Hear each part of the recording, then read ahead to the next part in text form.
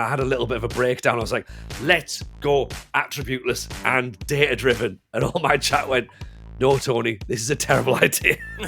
The 16 Spanish players, are there any good ones? Oh, Lamine Yamal, he's quite good. Do you think he'll come on loan? Do you think Barca, they're willing to let him come without me paying any wages? Okay then, sure. I'm scared of going into a world I know nothing about. There's other skins out there, but it still looks like Football Manager. But this just looks like a whole different new game. Have you watched Drive to Survive? I tweeted out, the way that this is put together is so beautiful that it almost makes Formula One look interesting. It was really fun, and then we just went to Newcastle and the football's not footballing. It's not happening.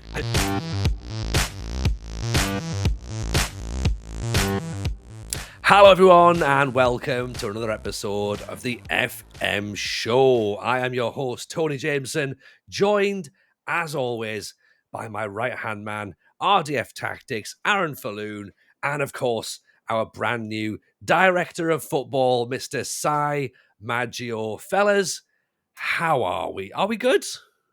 Yes, I am doing wonderful. Well, I was okay, good day, but just before the recording, I tried to do something. I tried to get new headphones, and yeah, the story actually goes a little bit with FM as well. But I tried to get these Bluetooth headphones, and we came back home. It turns out the actual Bluetooth bit was just not in the box as advertised. So, yeah, but we just did a trek. Obviously, my kids' bedtime's around 6-ish, and then I thought it was a good idea to jump on the bus at 5:50 and whatnot, and we got back late, and yeah, all for no reason. I've got to go back tomorrow to return them. Oh man, that's horrible, isn't it? This is like first world problems from the start, innit? I tried to get Bluetooth headsets and the Bluetooth bit wasn't in there. It was the gaming headsets because I'm be playing F1 Manager as well. So I just wanted to have the gaming headset, the mic in front of my face as well. Yeah. So I just wanted to get it all involved, but yeah, disappointed. F1 Manager, you can't let people know other management games exist. I think FM Gods are giving me a sign. So yeah, but other than that, yeah, my day's been great. I've been good. Looking forward to Arron's Ferrari tactic rebuild coming up. Going, this is how Mika Hakkinen would do it. I don't know. That's about as much as I know about Formula One. So after that, I'm out. Sai, how about yourself, buddy? All good? Yeah, I'm good. Well, he's been playing F1 Manager. I've been playing Referee Simulator, and apparently people like me playing that, and I don't know why. But so if he's going to become an F1 Manager, and I'm going to go become a referee, which sounds like a horrible, horrible task. Is it insulting if I say I could see you as a referee, Si? Oh, don't. It's not meant insulting. I fall out with everyone at football, so it's probably not a good idea. Oh, you can't see me as an F1 Manager. No love there, no? I want to give F1 Manager a go. I think it looks quite kind of cool, but it just doesn't have the depth of Foot Manager. Like I played the last two, and I feel like it holds me for about 10 hours, and then it's never going to hold me for 400 hours. Yeah, I'll mention that in the street. Obviously, the Foot Manager world is just massive compared to F1 Manager, but to give it a go and possibly to learn a little bit about F1 as well, it is a good game. I think that's where I am with it because I downloaded it when it came out last year. And I was like, oh, this looks good. It looks interesting. But then I sort of realised that I know nothing about F1. Oh, it's scary. And therefore, because I used to like it back in the day when you could sort of get the old F1 games on like the PlayStation, the Xbox, and the Nintendo. And that was fine. But all I really thought I was doing with F1 was going, let's see how long before I crash. And that was essentially it. I was like, let's make it rain. Oh, isn't it slidey? And then that was about it, really. But watching other people do it, We're at the Space, for example, has been a convert to the F1, the reason why I'm the doing F1 it, world. by the way, literally the reason why I'm playing it. And he's having a great time. He's having a brilliant time. But listeners, if you thought I knew nothing about football, I know even less about F1. I think that's why, because I'm similar as well. So I streamed it a couple of times, and it was today I was playing Football Manager, and it was like people like, oh, when you going back on F1, and I was like, oh, people actually. I guess they're just having fun with me and have no idea what I'm doing, but I still treat it a little bit like Football Manager. I'm still like screaming at my driver and stuff, like I can't stop it. And then because I've watched a video as well on YouTube about Lance Stroll, whenever he overtakes me, my blood boils. Like I literally go fuming, and I'm acting like I know anything, but I know nothing. I'm trying out new tactics. I'm like, people like that you're literally going to ruin your car. I'm like, it sounded good in my head, man. He's already getting angry, Si. He's getting angry about other drivers in F1. We've lost him already. Well, I mean, have you watched Drive to Survive? Yes, I did actually. And I'm about 2 seasons in myself, but yeah, I tweeted out, and it angered quite a few people, the right people, I think. But I tweeted out, going, the way that this is put together is so beautiful that it almost makes Formula One look interesting. That's how good it is. That's the best thing about those documentaries. They can make it about cricket, or they can make it about whatever, and it'll make it look. Sorry, cricket fans. It'll make it look interesting. I'm partial to a bit of 2020 or 100 cricket, but I would rather watch. I would play county cricket manager. Of course, I would. Look at me. Of course, I would. Yeah, I quite enjoy There is a county cricket one. I think it's on iOS. It used to be on PC. There's a quite good cycling manager one, which is tied in with the Tour de France game. So on consoles, you get like I think they make both games. One of them's a management one, and one of them you actually control the riders. But I think they're basically the same engine. But that's quite a good little series. Again, though, not as much depth as Football Manager. Like something I noticed with a lot of these games is they certainly hold you for 20, 30 hours, which is more than a lot of video games. So they do their job, but they're definitely not 1,000-hour games. I also saw Tennis Manager had come out. I've seen a few people doing Tennis Manager, and I've always been an advocate. A lot of people have been shouting for it as well. Give us NFL Manager. We'd love that. Oof. But even then, I know in the back of my head and in the bottom of my heart, I know that it would be like MLS, and it has a shelf life. It only has about 10, 20 seasons in it before you sort of go, I'm not really sure this is as much fun as I was hoping it was going to be. So the college football game has like a franchise mode, but I think you still sort of half play the matches. I tried it and I realized, I'm actually, it's like half FIFA, because then NFL, you're stopping the game or American football, they stop the game every couple of minutes. So have you seen Premier League football? It's exactly the same, isn't it? But when you're playing FIFA, like you have a free flowing game, whereas when you're playing like a American football game, you're stopping and you're making the call for the play. So you got to go through your little playbook and make your play cool. And so it's like half a management game or coaching game and half not. It's a bit, but you're going out and signing new players and stuff like that. So it's kind of like a little bit in between. Okay. Well, I think ultimately, though, what I'm looking for in this, right, and this is, I think I've actually managed to get a link into what we're going to talk about today, right? What I like about the NFL style approach of management games is looking at data and stats. And that's what we want to look for when you start to look for your recruits for when those players are coming up for the draft, coming in from the college system into the NFL. You want to be looking at all that. And of course, that is what Arron and I have been trying to do in the last couple of weeks. Well, we'll give you an update as to where we're at with it. But we'll do some save updates.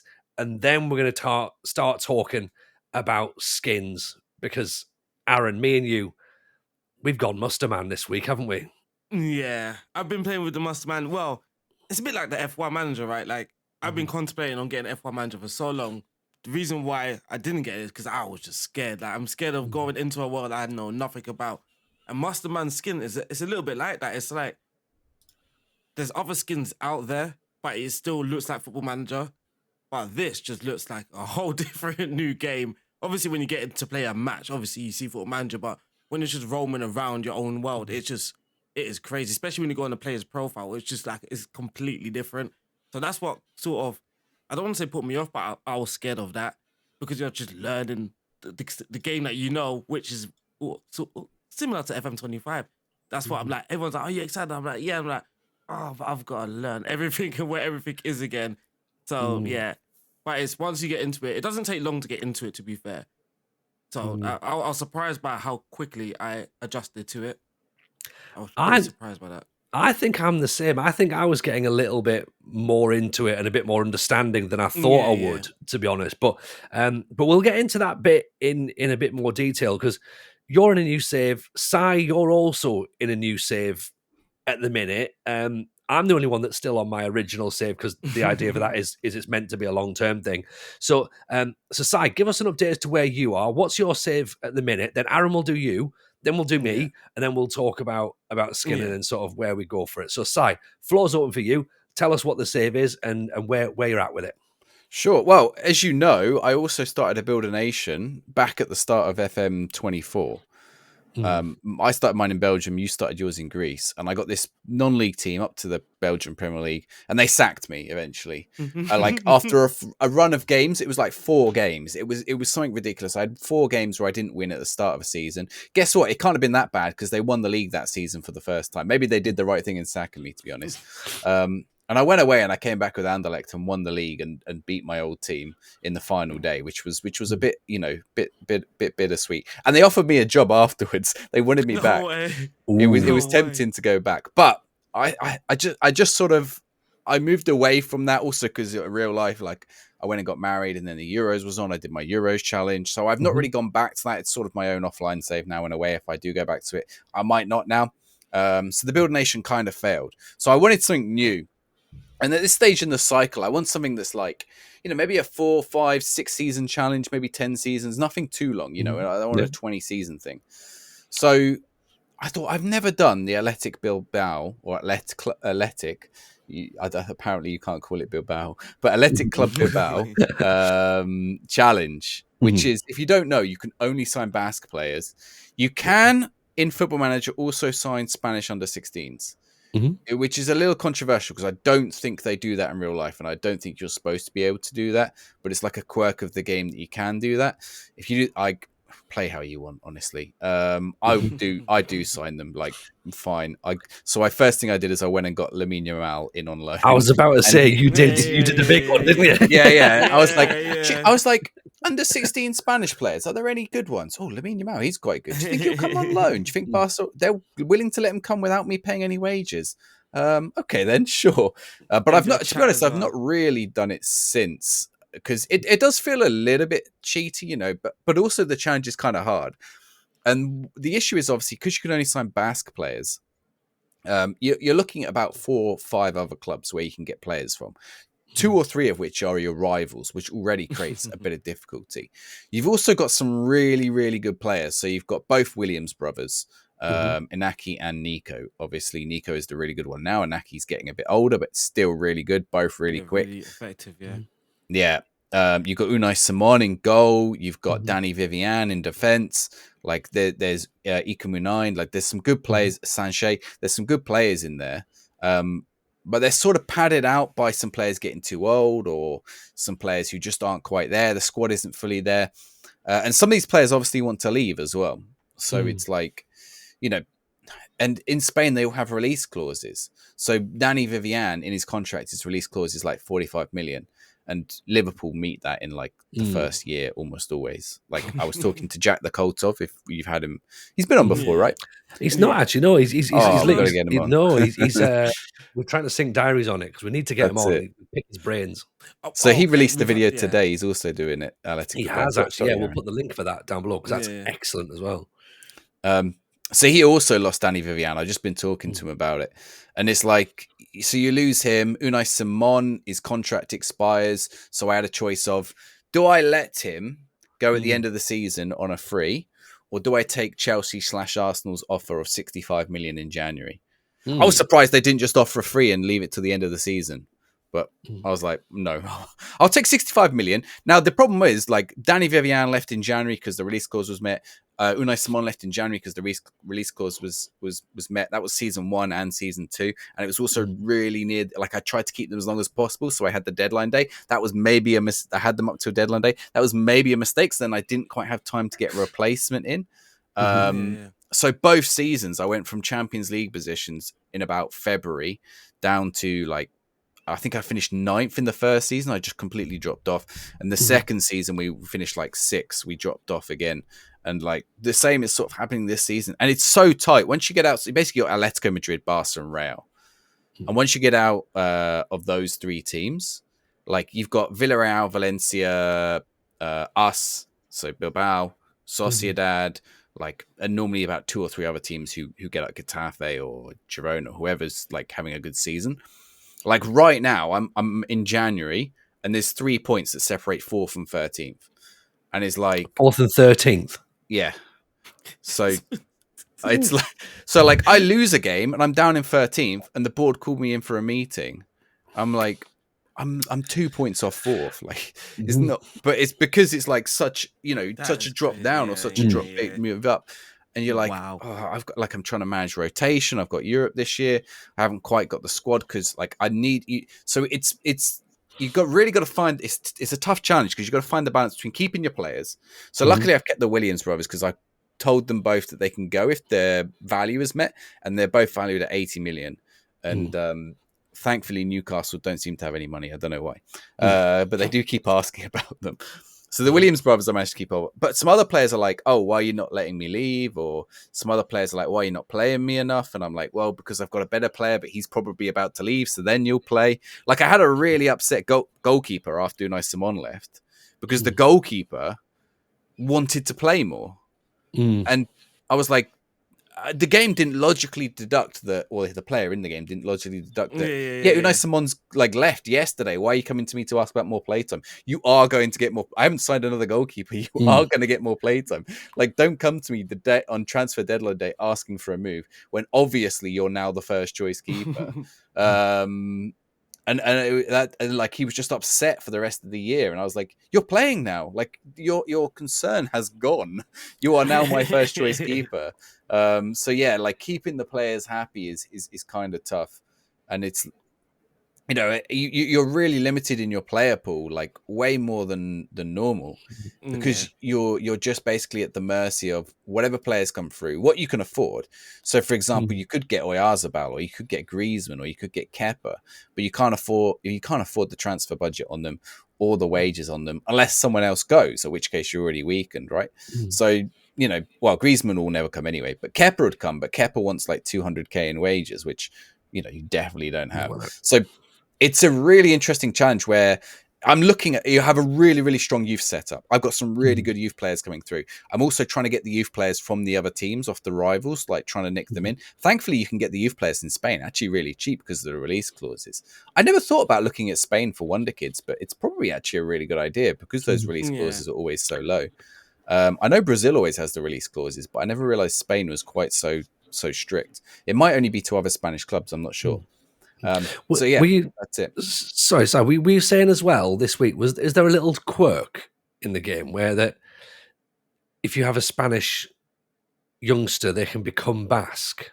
Yeah, so that's Lamine Yamal. So if they're 16 or under, they can turn up on holiday and then they become Basque. Because just an afternoon, they become Basque. I was going to say, it's like literally just like, hi, I'm here. Hey, here's your Basque passport. You're like, that's it, yeah. Okay. But they have to be 16 or under. So I've got another problem right now in that my scouts keep. I don't even know why I've got. The only reason I've got scouts is so I can actually see the other players and the other attributes.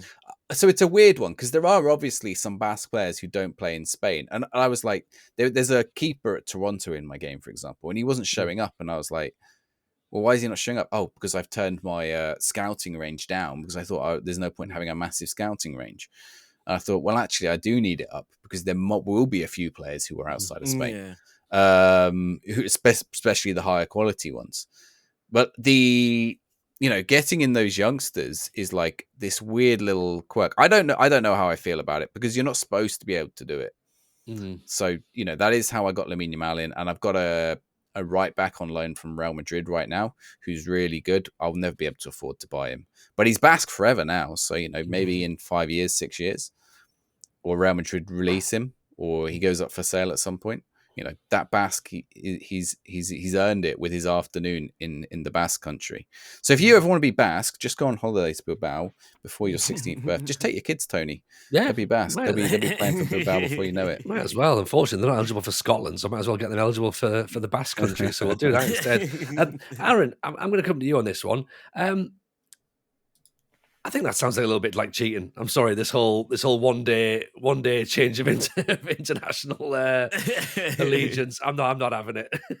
Yeah, he did touch on it a little bit. It just depends on how you want to play the game, right? Because I have this issue where I set myself limitations where I'll go to Amsterdam and be like, I've mentioned this before, but I'll be like, only Mexican players. Yeah. But then I realize that sort of takes, for me, in my personal opinion, the fun out of a big part of the game, which is recruitment.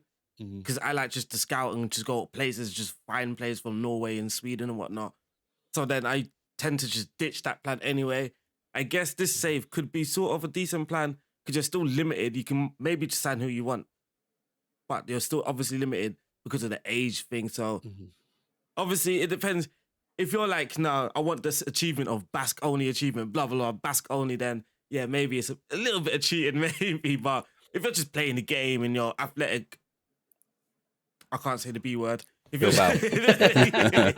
if you're just athletic, then I guess, yeah, if you're just there for fun, then I guess it's okay, right?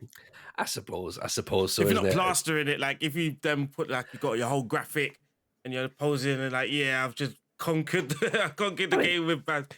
And everyone in your team is not originally from there, then yeah, I guess.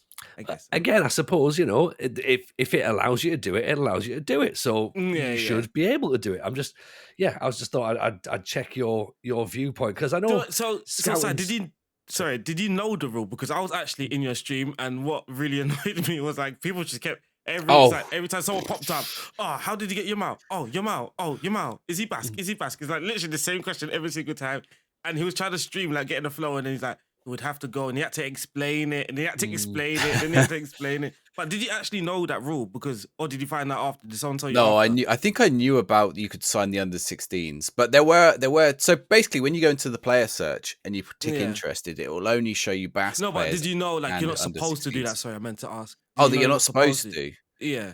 Well, I don't know, because it's not a case of you're not supposed to, because the game physically won't let you sign anyone who's not Basque and who's over 17. So I don't know why. I think in real life, it's like, so it's not like if someone under 16 went to the Basque country and lived there, they would be eligible, right? But the quirk is that Bilbao aren't doing that. They're not just grabbing every youngster across Spain and chucking them into the Basque country. And, you know, so it's like and they're not loaning players at that age from other clubs. So they can do it because those players would gain Basque if they grew, basically if they have to go to school in the Basque country. Yeah. So if they go to school in the Basque country, they can get the Basque citizenship. And I guess that's how FM are doing it, right? Because you can't go to school in Football Manager. So if you're under 16, then you're at the age to go to school, right? Yeah, so it's a way for the game to understand the registration rule, essentially. Yeah, that's it. Yeah, that makes sense. Otherwise, the game would be like if they don't have Basque. No, right now, I've got a really annoying point with my scouts. There was a player who was 16, and we could have had in. He was 16 when the game started. He's now 19. I never bought him in on loan. He's Spanish, but not Basque. And then my scouts keep going, sign this guy, sign this guy, sign this guy. And I go to click on him. You're not allowed to sign him. Stop suggesting him to me. Yeah, I mean, it's a hell of a challenge. It's one I've looked at previously, but I mean, and I like a hard challenge, but even because I'm not massively. Am I fussed about scouting? Yes, I am. I like recruitment. I do like that, but I do like the idea of the restriction with it. And I know, Arron, for you, you're currently scouting all over the world, like not just in FM, but like in real life as well. So for you, it seems the most frustrating challenge of all to go, I'm only looking for these like very specific players. I think you have to scout more players in a way, and you have to be willing to take a chance on more youngsters. Like, I still find I'm using the player search and the scouting a lot more. Obviously, my results are a lot fewer, but I definitely think I enjoy that bit of the game. So I don't think it's I think it's just put a little bit of a challenge in it rather than. I guess you got less players to filter through as well. Because I guess like for me at the moment as well, because now regions are starting to come into my game. I'm have to go through a lot of names before I actually find someone that I like. Obviously, previously, you're sort of familiar with some names, and even though you're still using data, you're just like, oh, he's definitely not good at this level, blah, blah, blah, blah. But because now, like, you can literally find somewhere, anywhere, these regions, when the regions start coming, and you just literally find them in the most odd places. So yeah, that's where now recruitment is becoming a little bit of a challenge, a little bit of a chore. Is it making you appreciate players a little bit more, Si? Like, you're sort of maybe going about, because obviously you're only picking from a smaller pool. You can't now be going, right, this player has to have 15, 16, 17s. You're looking going, well, look, you know what? He's got a 13 there, but he's got a 15 in that one. And these are my key attributes I need for this specific role. I don't need him to have everything. He just has to have what I need. And then I can have a couple of superstars still here. And let's hope we can grow another couple to sort of like prop the whole house up. I think the idea that I could get a superstar on the cheap is kind of hard. So I'm looking like I'm kind of blessed with already having the Williams brothers and Danny Vivian's gone, but he's very good, and Unai Simon was very, very good. And I think but now I lost those latter two. I'm looking and I'm like, so goalkeepers, and I've got 4 goalkeepers right now. I've got the backup to Unai Simon, who's all right, as Bilagaraga, I think, probably say, or Aragazabala. That's it, I think, Aragazabala. And then I've got and then I've got 3 others, and like one of them's like quite good, but he's only 5'10", right? Which is taller than me, but it's kind of short for a goalkeeper height, is it? Yeah, exactly. Like he's not bad. One of them's like not bad, but he's quite young. And the other one's about the same level as the first goalkeeper, but a bit more a little bit more like erratic in his he's eccentric, but he's also a bit more erratic in his attributes. So some attributes are way higher. Yeah. And like it creates a bit of a dilemma. I'm like, I've got 4 goalkeepers. Do I blood the youngster? Do I play the average goalkeeper who's pretty standard throughout, solid goalkeeper, but he's all 13s and 14s, no 15s on particularly in the attributes that I want? Or do I play the more erratic one who's maybe got 15 for jumping, for aerial reach, and 15 reflex or something? Or those are normally the 2 I go for, aerial reach and reflexes. They're my favorites. But then he's only got a 2 for kicking, and you're like, the vision's really low, or right? Pace or something. Yeah, so you don't know when mistake is coming if you play him. That's it. And I guess that's the thing as well, because what you're doing is you're trying to, obviously you're wanting Champions League football and you're wanting to win a title, so you can't just have a team full of 13s. But I mean, you can, because that's that a team full of 13s will be, those players are good enough to play at every single position, just about. But your brain is almost hardwired to go, I'm a team at the top of the league, and I want to be a team at the top of the league. Therefore, I need to be going for players who are 17s, 18s, 19s, 20s, because Barcelona and Real Madrid have those players, rather than appreciating that how you win in Football Manager can sometimes be just having the right players that do the job. No, so so one of the challenges I'm finding at the minute is I am going to have to, particularly if I lose the Williamses, but when I rotate, so I've got the Williams brothers who are very quick. They can play up top or they can play on the wings. They're good at finishing. I've got another forward who's not bad at finishing, Villabre. But then I've got 4 or 5 advanced playmakers who are all about the same level. Munine, but he's getting a bit older. Sanchez good, and I got a couple others. And the problem is I can't play 3 playmakers across that front line. But I also need to rotate the Williams brothers because they can't play every game. They get dead. They get really tired, and they get quite a few injuries. So, and also they're some of the only ones who will play up top as well as on the wings. So I've got to find a tactic where when I've got the Williams brothers, I'm using them on the wings, or I'm using one of them up top and one on the wing. But then when I've got the other players, well, what do I do with them? I can't, they're very much slower, more technical players, which command a very different kind of game. And then the board is also asking me to play direct football when I've got all these playmakers. And I'm like, it's, finding that balance is really, really tough. Because you can't just be like, right, now I need a fast winger to replace Inaki Williams or Nico Williams. It doesn't exist.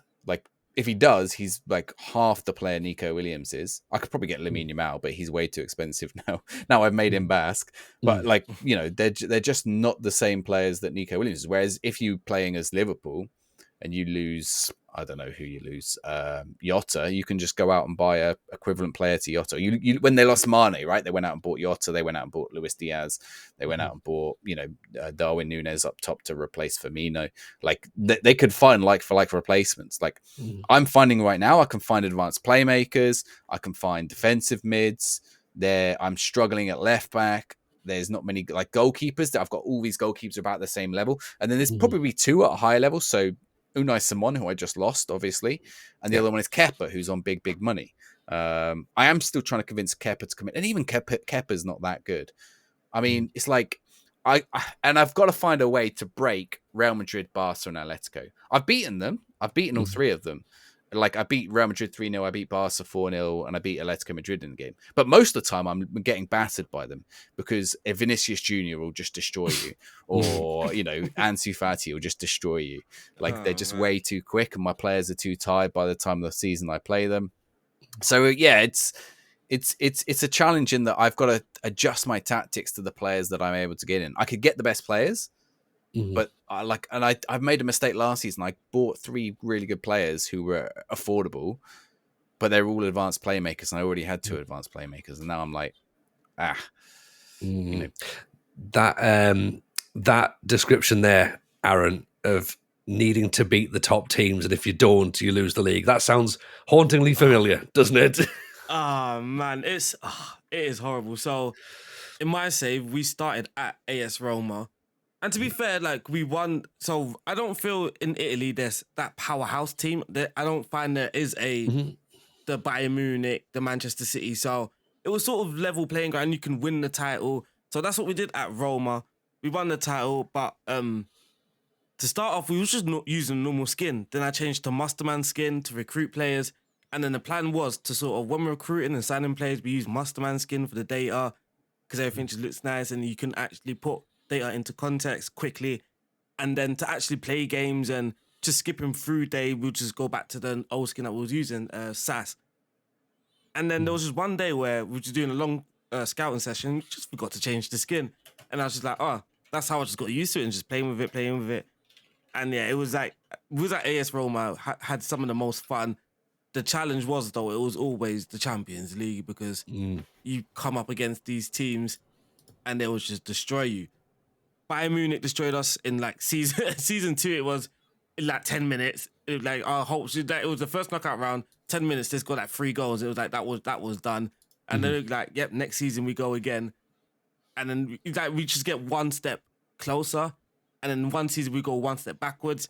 But then there was my last year, and we was playing Arsenal in the semi-final, and I was like, we're actually going to do it. We don't have this super team. We have good players. We had Sule, David Martinez, Dovbyk was really good as well for us. Bove turned good, a defensive midfielder. Really close. Went away to Arsenal, beat them, and was like, lads, it's happening. Second leg, at home. Pau Kobasi, the Barcelona centre-back as well, goes flying in the halfway line, 2-footed in the 4th minute of the game. And then, yeah, you just know what happens when Saka and his pace just starts dribbling. And yeah, we lost that game. And my head was gone. I'm not gonna lie to you. My head was gone. I was ruined. Because because like you say, you just need to have that team. It was like in that round as well, we beat Real Madrid, we beat Liverpool, and then we were just about to beat Arsenal. It was like, we've actually done it without we got very good players. I don't know what the equivalent would be. That maybe a Croatia, maybe in the Euros, where they've got that really good team, but they're not the France. But you can still see them kind of sneaking in. That was us, and then our hopes got crumbled. Preparing for season 6, and then someone in the chat was like, there's some good managers, and I was like, yeah, Marco Rose and Unai Emery, they're just the best managers on the game. So I went to search up Emery to see how he's doing. We just seen that he's got sacked by Newcastle. It was like, oh. And we see that Newcastle in Championship. We was like, boys, what's going on? So we just, for some odd reason, everyone in the chat was like, do it. I didn't even ask. People just like, do it. And it was just that moment. Like, there was no plan to leave. We was having fun anyway. I think that's what happened. I think the fun everyone was just riding with the wave, the vibe, whatever. So we just went to Newcastle. Blitzed the Championship, the Premier League, though. Playing against Manchester City, first game, I saw Bellingham, Vinicius Junior, Jordi Musiala, and Haaland as their front 4. And I was like, this is going to be tough. The Premier League, that's where you really find out that you really need these players. Because we're Newcastle again, because we have all that money, but we didn't spend it. The plan was we sell. So when we took over Newcastle, we sold the stars that were there. So Bruno Gomes, Isak, we sold all of them because we can't have them realistically in the Championship. And we want to rebuild them, so we just bought young players, and we call it development season, where we can play these youngsters, get them better, and still win the league. But you get to the Premier League, and you just find out very quickly the pace, the agility of these players in these teams. You need that. And I thought, like, Football Manager used to be a game maybe before where you could have that killer tactic and you could win the league with a Newcastle or whatever. But Yeah, I think FM24, you need these players, man. You need these players. Absolutely. So, yeah, Okay. my head's hot. Today was a bad session. I'm trying to work out when the last time you had a good session on FM was. Like, honestly, you always come out like... That's what I said, because we never did the save update during when I was at Roma. So, Yeah. like, I would have been in such a happy phase. And it was fun. It was so fun, because we had this tactic, right? And it played out the way you dreamed it. And I remember I was posting clips on Twitter and everything, and I've got all these clips on my Twitch as well of players just doing the madness. We had advanced playmaker, which many don't use as the attacking midfield on the wings, but we had Sule, which is like he's sort of that sort of player. And this is where we realized traits become very important. They really dictate. So one day I had this session which was going through players like Saka, Vinicius Jr., and they all had the same traits. They all had like run with the ball. Like these wingers all had Salah, Saka, Vinicius Jr., and Mbappe. They all have run with the ball, and we're like, that's one reason. That makes them difference. That's what gets their data higher as well. So we started doing that, and we just started seeing magic. We see like our advanced playmaker picking up the ball from central midfield. Like he just starts roaming next to the defense midfielder, and he just starts dribbling. And it was like, it really brought the fun out of the game, especially watching it in 2D as well. So I'm just like, there's a step over, cut in. And I was just doing madness like that. So it was really fun. And then we just went to Newcastle, and the football is not footballing. It's not happening. I've been there when the football's not footballing. I've been there. You get the glimpse, like, see, that's what I saw at Roma, and then it just crumbles again. But man, that save it opens my eyes to a few things, especially with the goalkeepers. Apparently, German goalkeepers are just the most consistent. Oh, they're good. They're very good. They're just German goalkeepers, yeah. I've had I always have this issue, right? I always complain, my goalkeepers don't say nothing. This is always my complaint. And we had this goalkeeper at Roma, and it was like, teams are going 1v1. I'm like, he's saving it. Like, I'm like, relaxed. Like, I'm like, what is happening? And there's him. So Noah Atubolu is who I had at Roma. Elite, world class. And then if you want a goalkeeper step down, is his name Jonas Erbig? I can't remember his name, but his name's Erbig. His surname's Erbig. And he's another one. For some reason, these one-on-ones, I can't see it because I'm in the dots, but I'm just imagining they've just got this incredible reach, and they just got some... He just goes big. Just goes big. It's comedy foam hands, the giant comedy foam hands. I had, what's he called? Felix Gebhardt. I had him at Larissa, and he was brilliant. And he was really, really, I got him on a free, and I was paying like a lot of money for him in wages, but I was like, we're going to have to just do this because we'd lost, what's he called? Is it?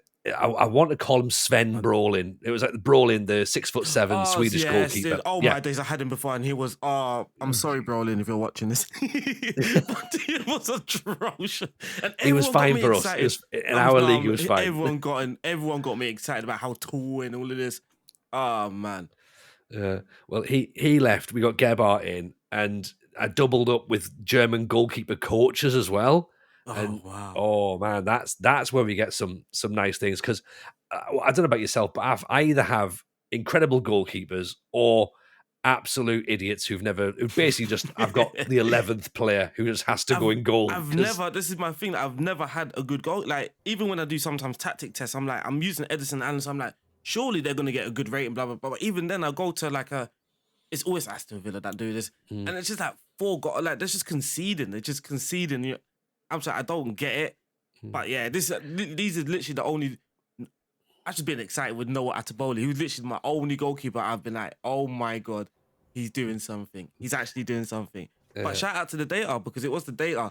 And I remember Musterman was in the stream as well. And it was what actually got me to sign him. I was looking at saves.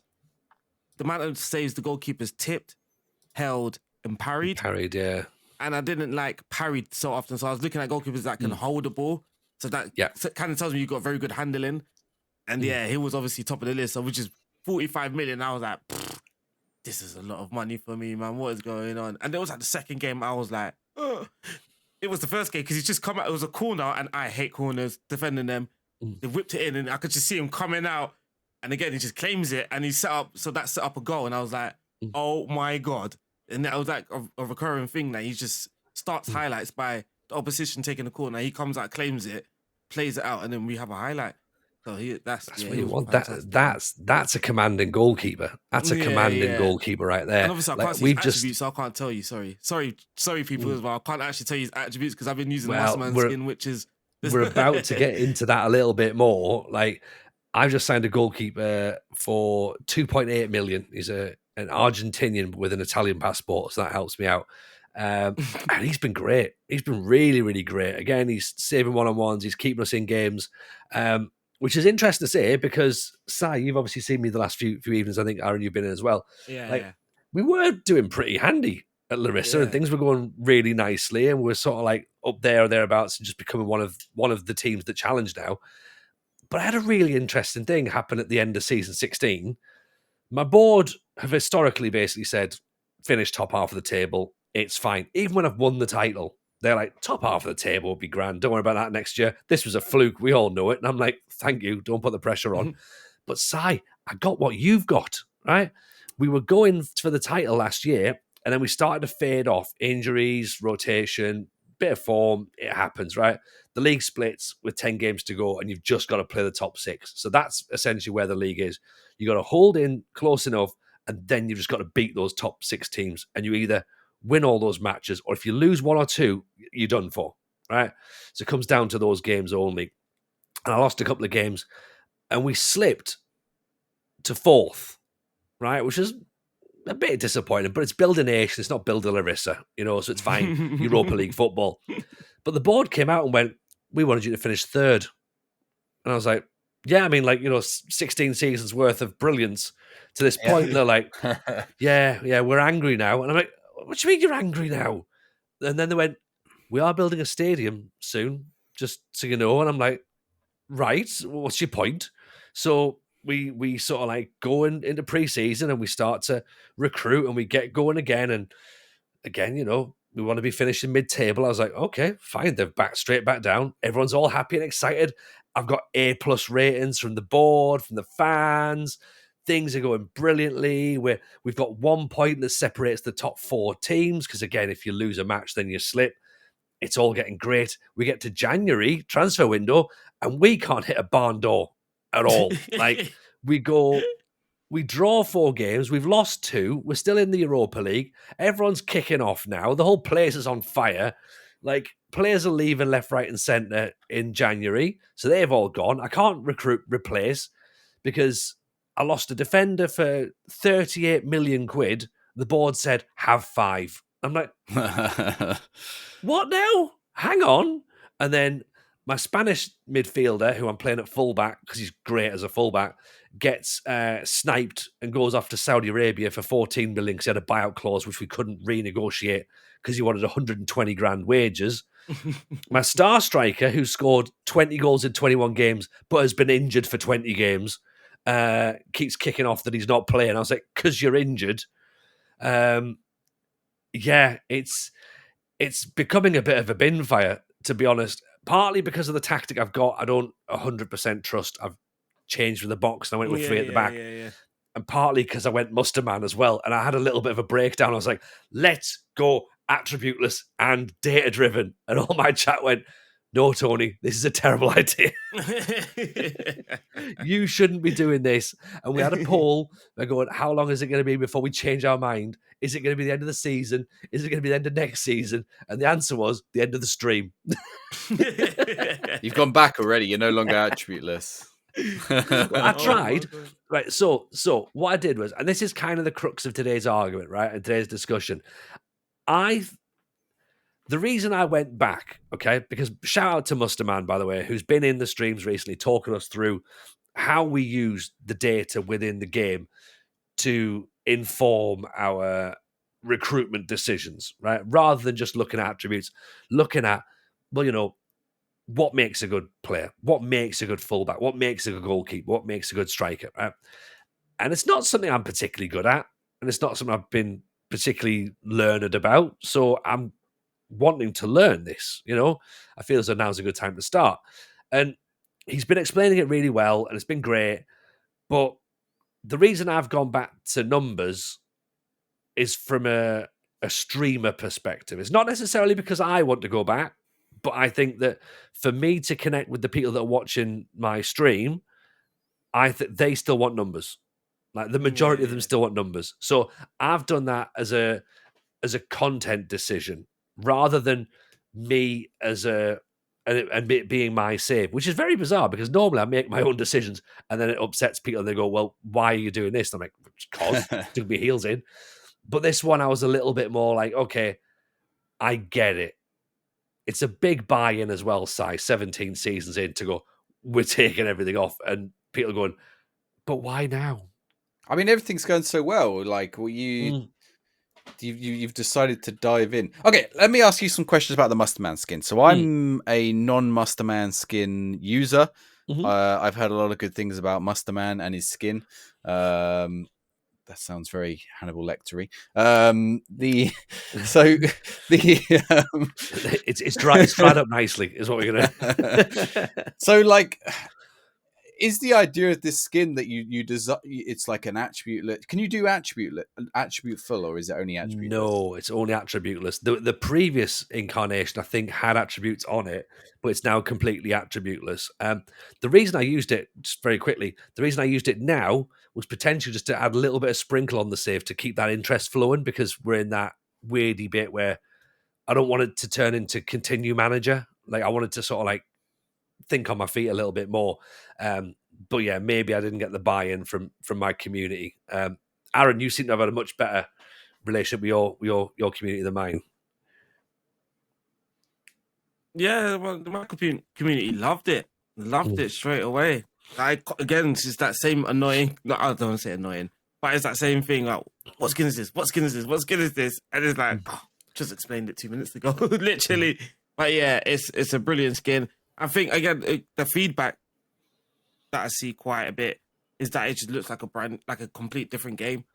Obviously, not when I'm playing the game, but it just looks like a different game.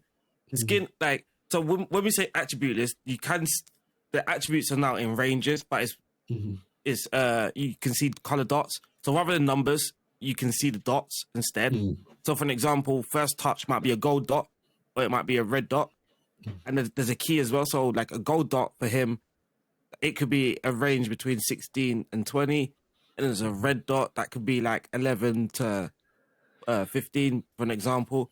So you can sort of see that, but for me, I was actually explaining it today that I kind of like that because you sort of just see in ranges. So you've got the data, and then I like to confirm the data a little bit. So I scroll down and I look at his attributes, and I see like, oh, his non-XG was high, or his finishing was high, and then I can see his finishing is gold, and that kind of, it connects with me, sort of things like he's got very high finishing and it's showing on the data, sort of thing. So I think, yeah, I like the ranges because I don't like the certain number. So like if you play the game, you're like, but he's finishing 16. He's finishing 16, but now I'm just saying his finishing is good, or his finishing is okay, or it's average, which is sort of more real. You could say sort of more realistic, right? Because a footballer, you wouldn't say, his pace is about 90, sort of thing. He's like, yeah, he's very fast. That's the bit that I liked. That's the bit that I liked, because how I play is I have attribute masking on as well.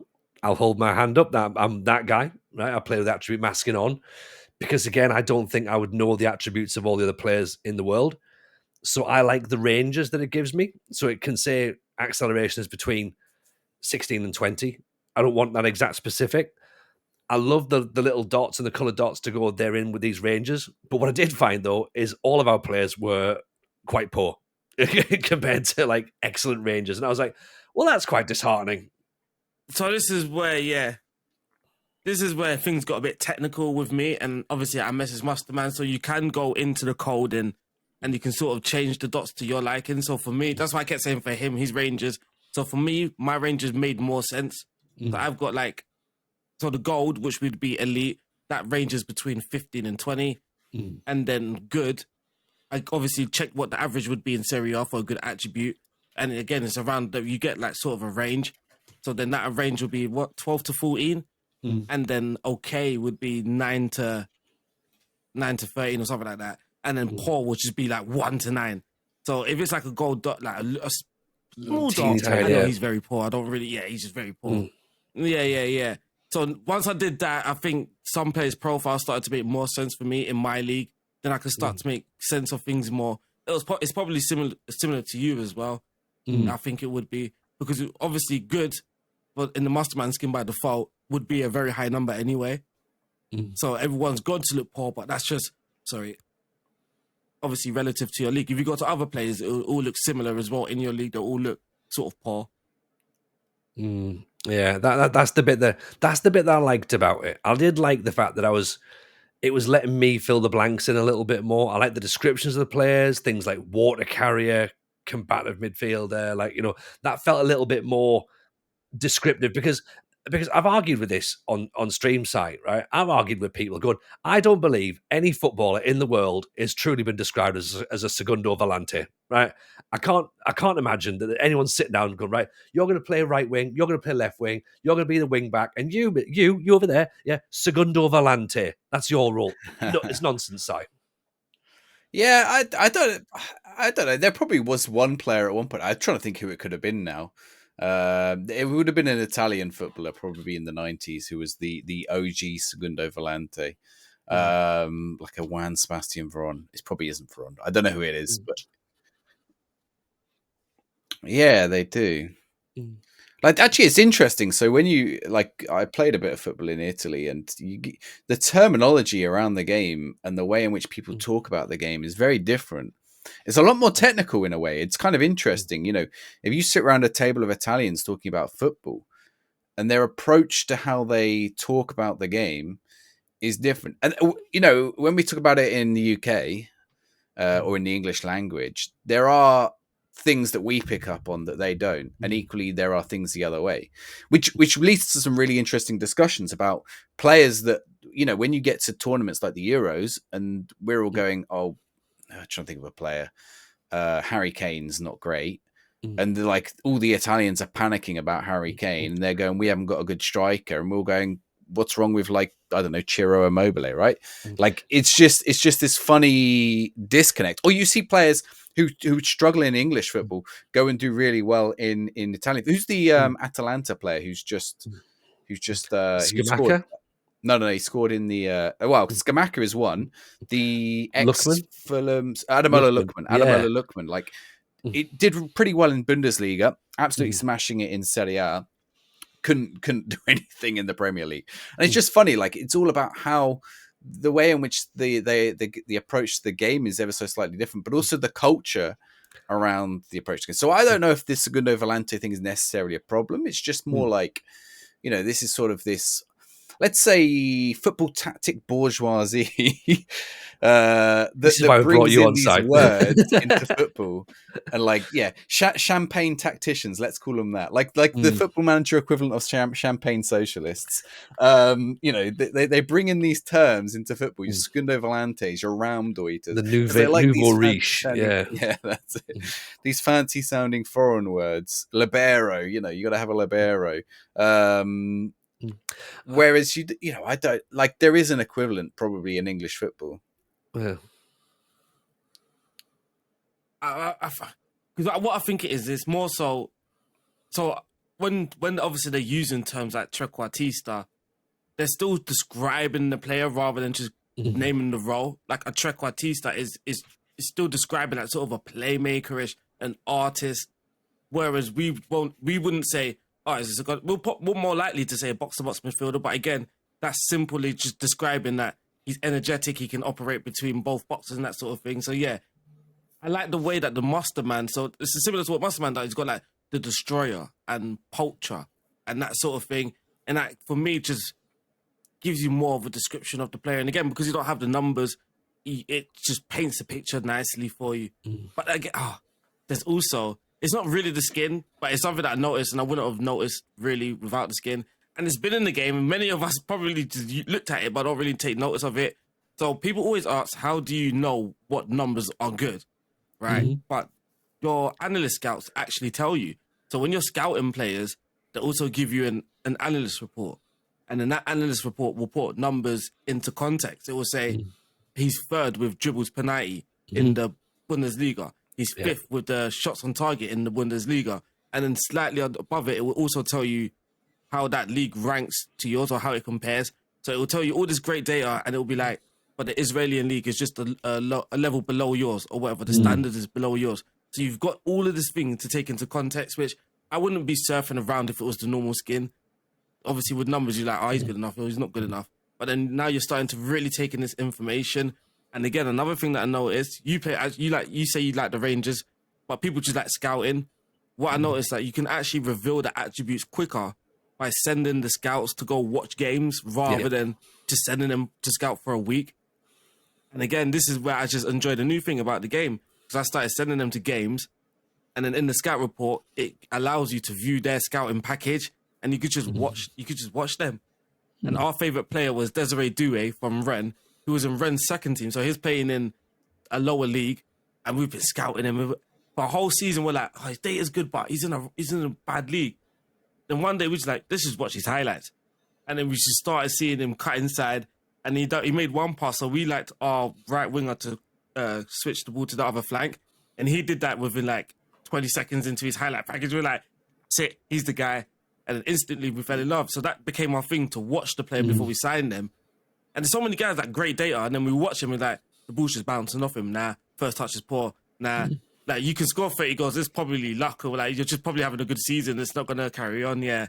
So that's how we started as well, to recruit people. You just watch them as well, which it's a new thing sort of in Football Manager. I don't think many people might not go that into depth when it comes to recruiting, but I wouldn't say we did it for everyone. But there's some players you get that feel like, let me just watch him. Let me just watch him before you make that decision. I think that makes complete sense, to be honest. And you're right, that is absolutely underutilized. And it's kind of a little bit like what I was doing when people would come in and be like, oh, you know, how are you doing Moneyball sort of thing? And I was not having the sort of the attributeless skins on there. I was looking at the analyst reports as to where people were in regards to sort of the leagues and their rankings, essentially.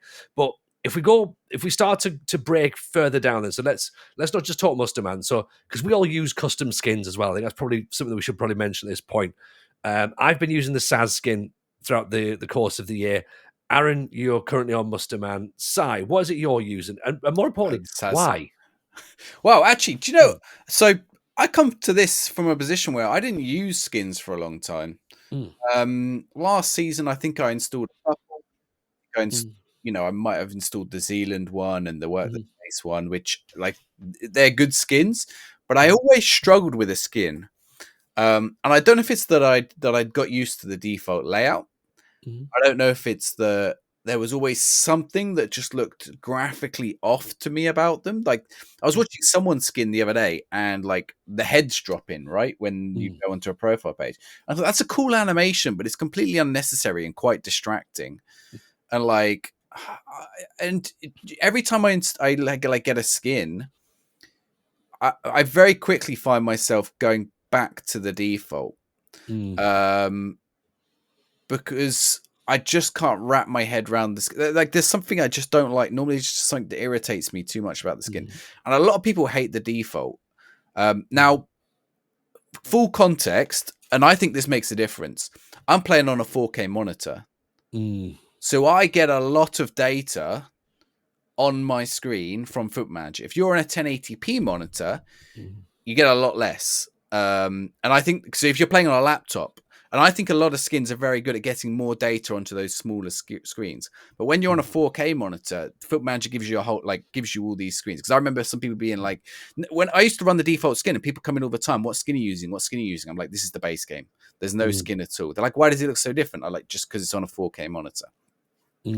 This year I switched to the SAS skin, and there was two things. Well, one was that it does look pretty similar to the default skin. It doesn't it doesn't change the aesthetic of the game. It might change where things are placed. It might change the box sizes, but it doesn't like move everything around. It does add a little thing down in the corner, which is bookmarks, which I found really cool. Yeah. For building, I've not actually used it in the Girona Bilbao save, yet. But I did use it in the Builder Nation, because that's where I put coefficients, because rather than 5 picks to go to the coefficients, I just clicked that and showed everyone where we were in the coefficients every time someone asked. maybe I will have to do it for Club. Well, Club Vision's already on the side, but just to tell everyone for the millionth time, I can only sign Basque players when they tell me go sign Harvey Elliott, and they keep repeating to me, well, why don't you get Harvey Elliott? I'm like, well, is he Basque? Oh yeah, he might be. Are you sure he's Basque? No. Or like, go sign this guy from Argentina. Is he Basque? Yeah, I think he might be. No, he's not. Come on, I already know he's not. I'm not gonna look. So yeah, just I think one time the player actually did turn out to be Basque when someone was like, yeah, maybe. So yeah, maybe I'll have to add that. But like the bookmarks was really good. I like that. And the other thing on the SAS skin I really like is in the match tablet. So one of the thing I noticed was, I don't know why Foot Manager does this, but like even in the 4K you can get. So I put it on 4K, but I have to zoom it because otherwise it's like way too small. But once you zoom it, you can only get 3 columns in the in-game tablet. Whereas if you go back to 100%, it'll actually let you do 4 columns. If you get the SAS skin, you can have 4 columns, and then you've also got tabs across the top on the tablet, so you can have your passing screen, your everything. Rather than having to mess around with drop downs and moving things in and out, I can just be like, right, let's go see my passing map. Let's go see what's happening in other leagues. Let's go quickly look at like the full condition of my team screen. So I thought that was really useful data in the middle of a match that I wasn't getting from the base game. Even though it was there, I didn't want to have to like fiddle with the drop downs and move them around every time. And like, other than that, I'm like, there's not much else I'm really like, I would say I'm using from the skin. Like I said, it does move a few things around. I think it brings back the fitness percentage, which I forgot about that. So the base game is just the hearts, isn't it? No, it's still hearts on the bottom. It's still hearts on the bottom, but as part of the views on the tactics, you can get percentages there. Yeah. So it's hearts on the actual in game, but the percentages are on there. But that also ties in with views as well, which again we'll talk about in a second.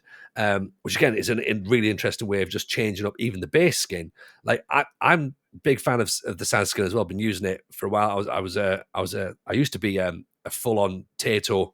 I'd get Tato skin, put that straight on Renzi as well. But again, I'm only a couple of years worth of skin usage. I'm not like a long term. It has to be changed. I used to be default all the way.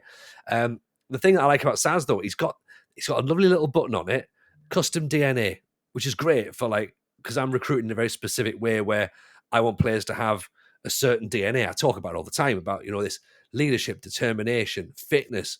I want these specific things, and there's a lovely little customized wheel that shows you just where these players would fit within that DNA. So there might be some players that you look at and you go, I don't really fancy them, but the wheel's just shouting at you going, he's one of yours. Like, and you sort of go, oh, cool. Or hey, that guy looks brilliant. And you look at him going, he's Dimitar Berbatov. Do you know what I mean? Like, he's brilliant, but he's not going to try. Like, and so there's those little sort of things that I can see that for me, that's what I find is really nice to get out of a skin that maybe isn't in the base vanilla skin, but it's clearly in the game, Arron. Yeah. That, I think, so I was a little bit like Cyrat. So before content creating, I didn't actually use a skin. I just used whatever FM gave me. And then as I started content creating, the people kept asking, why are you not using the skin? Why are you not using the skin? I'm like, why is it so important? And I had this issue before as well where every skin at that time, so this is before, it just looked like things didn't seem right. Things just fell off. It could be like the color scheme. Some people have like backgrounds as well, which is like just crazy. I can't focus with like people having backgrounds, but they've got the attributes and it's the same color as the grass. I'm like, what is going on here? So like, yeah, that all that stuff put me off. I didn't really like changing the base game so much. And then obviously I started content creating. Then I found the Tato skin. That's how I started using skins. Then it went to SAS.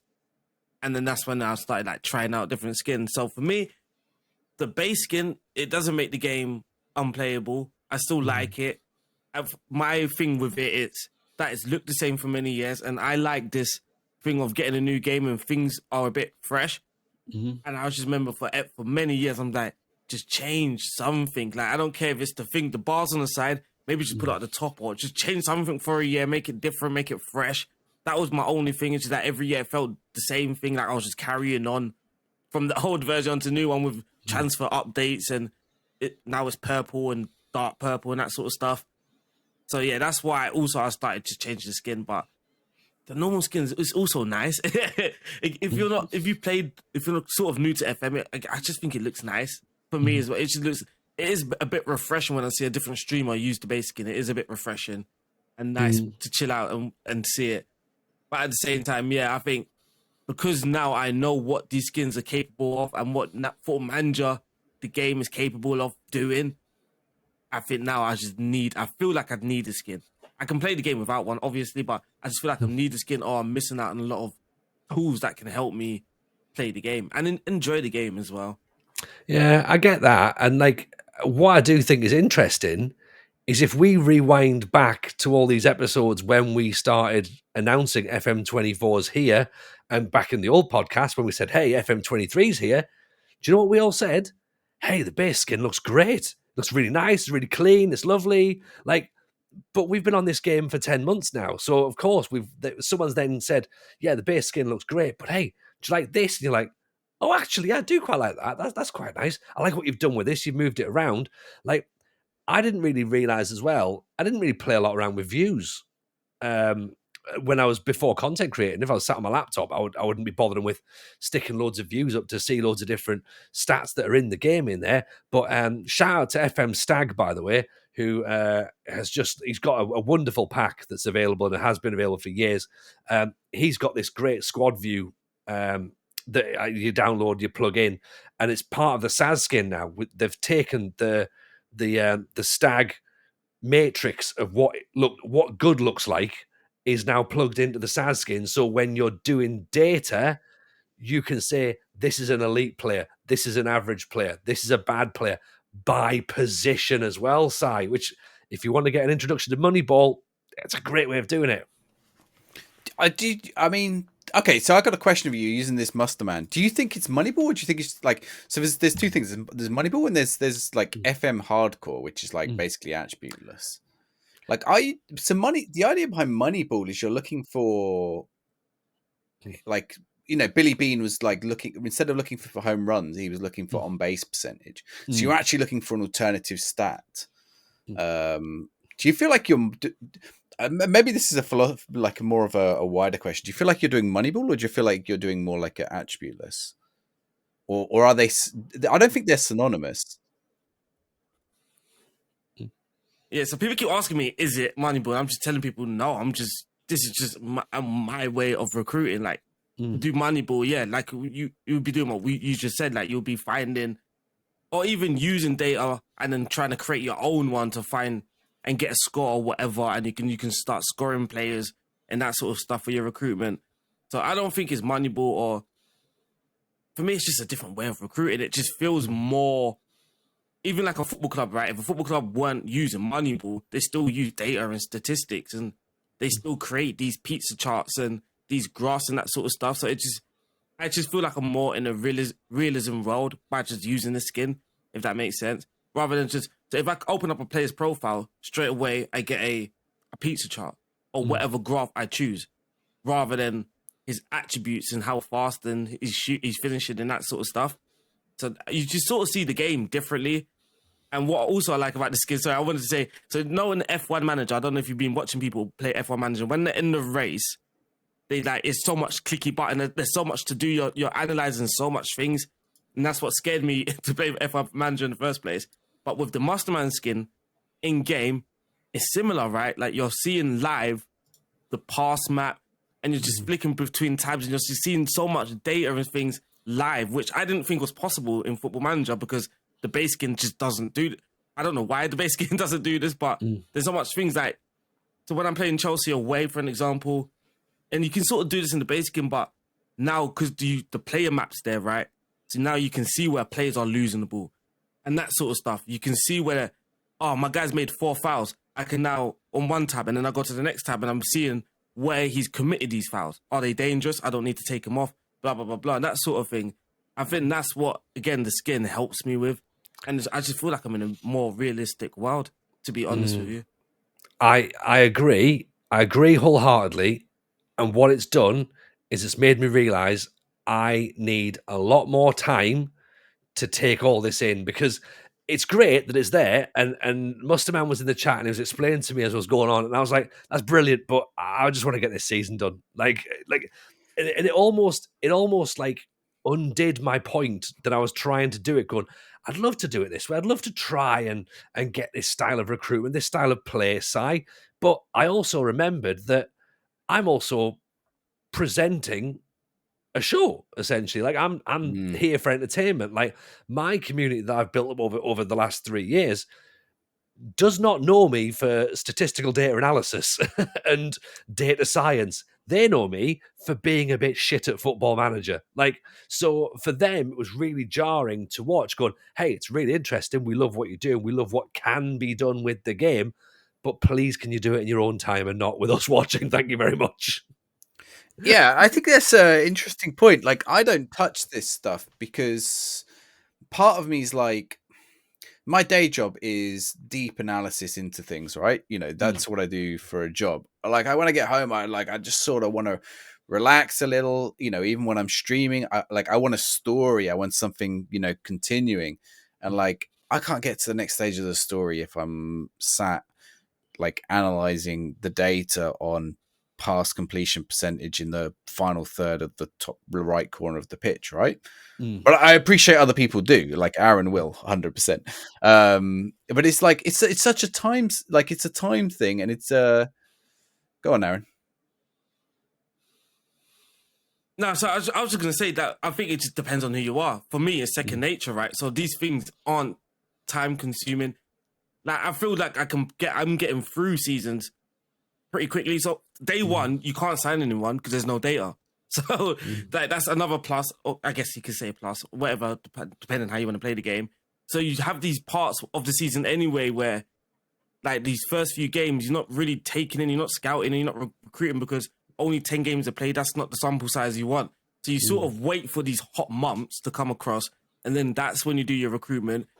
So that's how I do it. I create my shortlist, and then throughout as the season's played, once I've got that shortlist, I'm happy with that shortlist. I just scout players as the season's going on. That's when I can scout a player for 3 games and then not rush to have to sign players and that sort of stuff. By the time the season comes, like when I was with Roma, even though we left, we already made 5 signings and our team was looking complete already just through because we used the data. We had this hot month of signing and scouting. And then, so yeah, it wasn't pretty time consuming for me, but I do get that because obviously people in my chat again, they are now trying out the skin. So then they come back to the chat and then they're asking questions and that they're stuck on this part and that. So I do get it. It's time consuming, but just for me and my experience, because it's sort of second nature anyway, I feel I should get through it pretty quickly. But I do get your point doesn't make sense. I think I would suffer from analysis paralysis where I just there's loads of data and I wouldn't know which thing I actually want to start with. Like, am I starting with, for my midfielder, pass completion rate or tackles made, or you know, those are the basic stats, right? Once you get into the more complicated, like maybe his pass completion rate is good, but he's only making passes of 2 foot to the defender next to him who loses the ball, and it's like, well, how deep can I go into this? And and then that requires such an in-depth knowledge of the match engine that I don't feel like I have, or really anyone probably has. You know, maybe you're excluded from that, Arron, but it's like, yeah, I just feel the gamble's there. I just feel like because you're now more gambling as well. So, if I don't really want to use that word, but you're just taking a shot now. Like before, you're like, you know, this person, you're looking at his attributes, he's certain going to do this, blah blah blah. Now it's more of a gamble you're taking on these players. But I guess it's similar to real life, right? Like the way teams recruit players, like they might have a system, but how they actually recruit players might be different dependent on the player, dependent on the position, depending on the time they have and all this sort of thing. So even then, like that's sort of like realistic in a way that things can happen a bit differently. You might overanalyze that sometimes, or you might be a bit loose with it and just take the risk and then dependent on your feel. So we had this, so this also stops people with signing recommendations, right? Because as like I'm using data, so if they're not popping up on my search, then I'm not interested. But there's one guy that came with a left back. We're struggling to find a left back because so what I tried to do is create a 4-2-3-1, a basic formation with basic roles. So it's easy to find players like inside forward. it's easy to find. And you know that when you're looking for a winger, you're just looking for like non-penalty expected goals and all that sort of thing, dribbles. It's easy to sort of find that player that can do that role. But we got a left back that's an inverted fullback, which then you're like, oh, what is actually important to this role? And I remember someone just threw in, I think his name's Lee Brown. I can't remember. He's an English or American fullback playing somewhere. I just can't remember his name, but someone recommended it. And I just remember we opened up his profile and everyone just like said, I just know they said it in their house. Everyone just went, wow. But it was just those moments because we all just saw the pizza thing. And like when people share it on Twitter, right? And it's like Kevin De Bruyne and he sees Pizza Man and everything is filled out because he's just so great. It was this left back and everyone's just like, wow. We've actually never come across something like this. Signed him instantly, the most rock solid player that we've come across. But yeah, things do get a bit difficult and a bit technical. You have to start creating your own theories in your head as well, especially when it comes to certain roles and what's needed. But again, it's part of the challenge, it's part of the fun. Yeah, but I mean, I'm just wondering though, are we getting a little bit like, because I get it in terms of like using it as a way to recruit and as a way to play the game differently.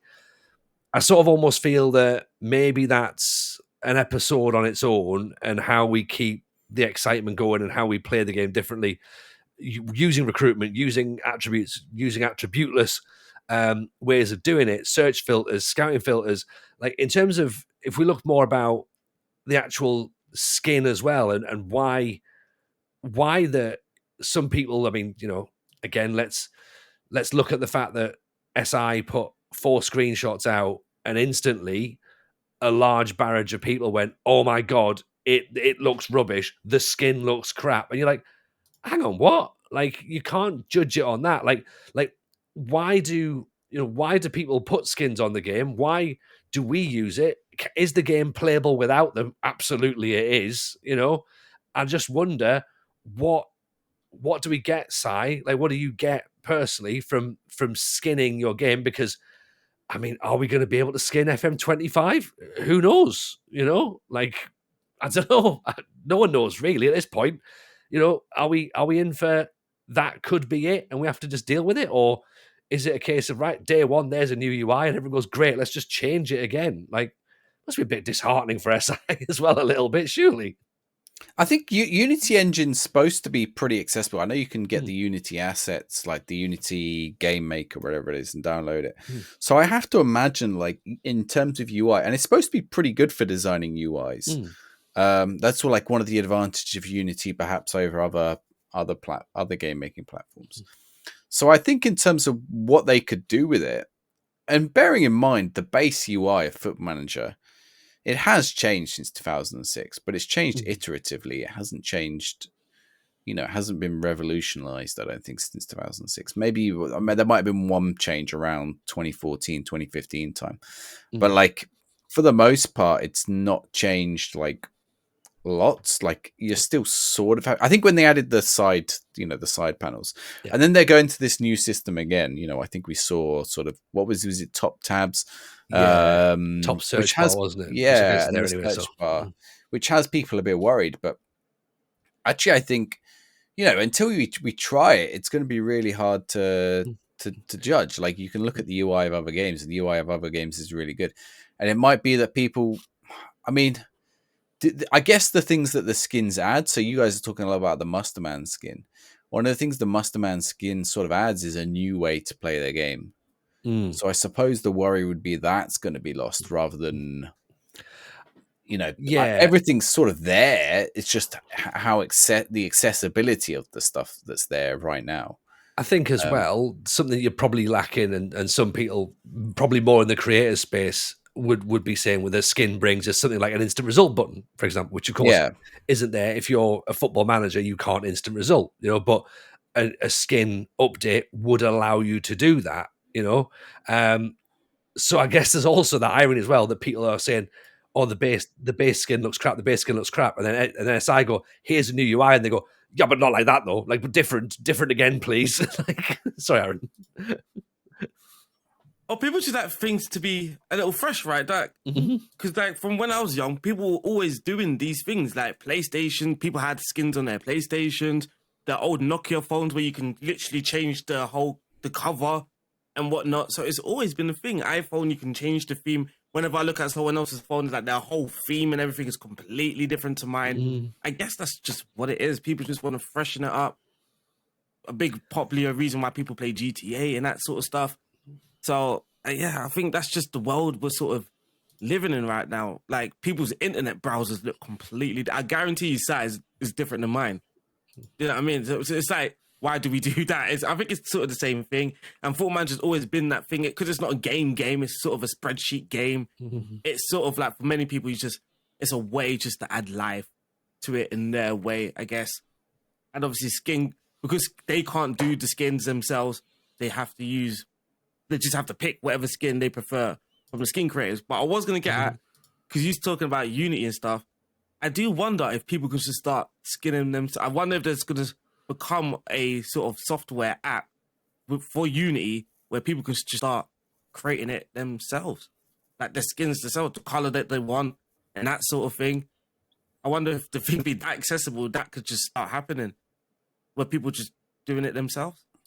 Okay, so like you're sort of like a plug-in almost, I suppose, where you can do like what you got with your phone, for example. You can like another theme, but like SI allow you to do it themselves essentially. Okay, that's interesting. I do like as well, by the way. Oh, I would say third party, like not them maliciously pushing you to do it, but sort of thing. It's a third party. Someone creates an app because it's that the Unity itself is that accessible and that engine is that accessible. I just guess, yeah, it's just the way it looks for me. Just the way FM25 looks for me. It's like, I can't imagine. Because firstly, the skin there as well, I guess for the creators, the skin creators, they want the game to be better than it already is. So these skin creators have to play the game in the first place to find things that they can add to the game that's not there. But with FM25, I don't know if everything's going to be there, but just in different places. So a lot of these things that are in skins now could possibly be in FM25. Obviously, we don't know these things, obviously, but because now these pizza charts and these bars and stuff are so big in football and amongst the football fans, is it now going to be in the data hub? So are there going to be like less things for these skinners to add to make the game more interesting? And then again, is it going to be like obviously not the same as GTA, but is it going to be things where people can just literally start creating their own color scheme and their own Football Manager and that sort of stuff? You just never know where it's going to go. But I think there's possibly more that, for me, thinking about it now, it's possibly more that way than, again, we're going to have these selected few skin creators skinning the game. You know what? There was a point where I was like nodding along and just going, you know what? I think you've absolutely nailed it, Arron. And it was the bit where you said, everyone has a different, everyone customizes their phones, everyone customizes their web browsers, everyone customizes their desktops. And the penny just dropped in my head, and I went, "Yeah, you play the game. We preach all the time, play the game how you want. Surely look at it how you want. Like if you're going to play it in a specific way, you want to be able to make it easy for you." And I guess one of the arguments historically, and we'll start to look to wrap this up, and we'll do some more chat in the Patreon afterwards.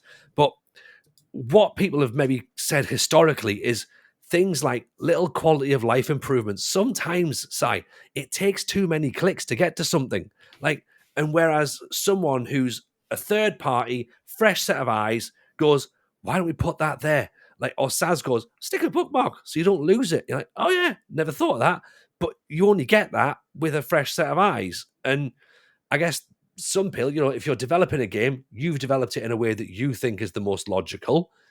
But you're not going to know who thinks it's the most logical until 10 million people have played it. And then they all go, and some people go, have you not thought about putting it over here? Well, they do want people to come test their UI. So, that's what they want people to do. They want people to, if you're close to London, I can't remember, there's a tweet somewhere saying, come test the UI. So if you want to play the game early, that's probably the way to do it, right? Exactly. and then you can feed back to them if you don't like it. Go tell them it's too mobile-y to their face. Yeah, and take your mobile phone and try and prove it. Try and actually prove it, because don't necessarily think that's going to be true.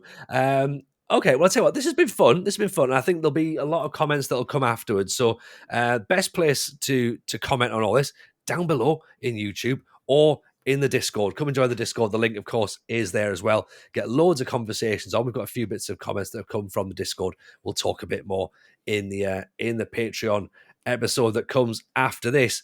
Arron, I'm going to let Si try and plug the Patreon for the first time, if that's all right. Are you okay with that? He's happy. Is it? Come join the Patreon. There is a 7-day trial, and it is patreon.com/the FM show pod. And you'll find lots of great episodes. We've got an episode Q&A with Zealand. We've got more from Tom FM. We've got whatever we do after this session now. I'm selling this one. But yeah, like honestly, the Zealand one and the Tom ones are great. With Kev as well last week. Yeah. Yeah, massive back catalogue as well, which has got loads of interviews with creators and other people in and around the space. Sweet Left Foot has been on recently. I heard he made of course, has got one. Second Yellow Cards done a couple. We've done some watch-alongs. Second Yellow Cards. You had him on the show last week, didn't you? I'm sure you had no, we didn't. We had someone else on who apparently does videos very similar, but isn't him. So. But yeah, 7-day free trial. It's normally £3 a month after that, or £5 or £10, depending on which tier you choose to support. If you can afford to do so, that'd be fantastic supporting the podcast. We would absolutely appreciate it. We also have an email address as well where you can send emails, and I am going to read an email out, Arron, because we haven't had an email for a while, and I figure it's probably fair that we do it. So there you go. There's me saying we're going to wrap the show up, and I'm actually going to make it go a little bit longer. So we have an email here from... and I'm going to get the pronunciation wrong. Leo Fiallo. We lost that. Arron didn't want to know. Arron didn't want the email. He's like, I can't believe I had an email. It made a zap noise when he left as well.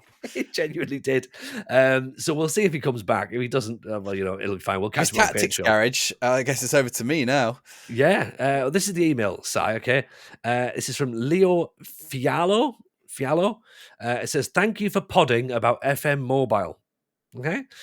Starts off, dudes, informal. I like it. It's Leo, your favorite Brazilian American fan from Los Angeles, California. So, howdy, Leo. Hope you're good. Welcome to the show, and I'm glad you. Thank you for getting in touch with us. As a father of 2 young kids who wishes I had more time to play FM on my laptop, I wanted to thank you for chatting about FM Mobile. I used to play Touch, but have since had to cancel my Apple Arcade sub, but we'll still keep up our Netflix account. Yeah, Netflix is kind of one of those things that you need to have that. I love Touch, and the iCloud sync was seamless.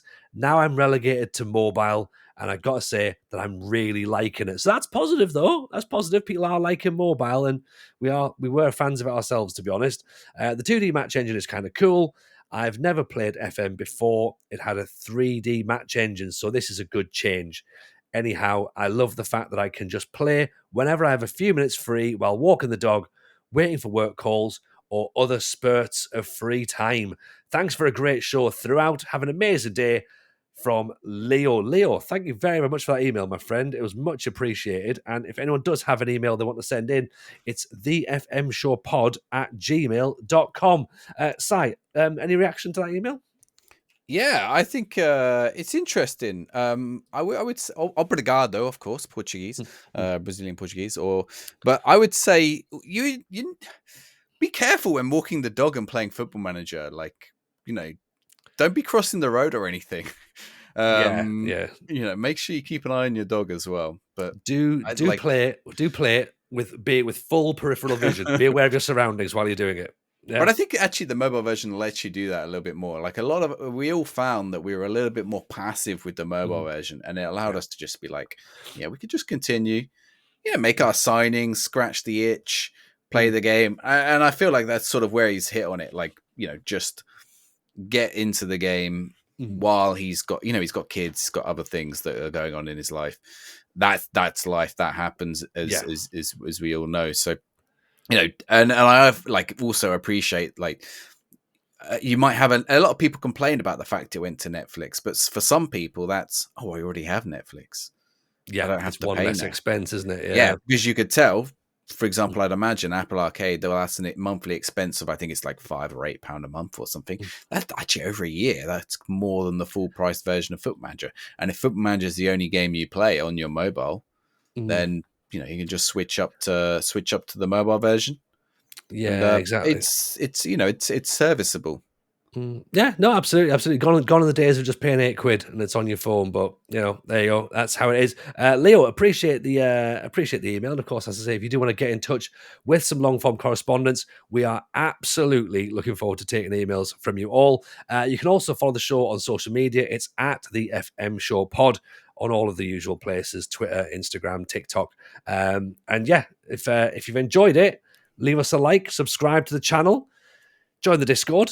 And come and see us next week. Unless, of course, you're on Patreon, then you'll see us in about 2 minutes when the next video loads up. So take it easy, everyone. Hopefully, Arron will be back there, but we'll see you all next week. All the best. Bye now.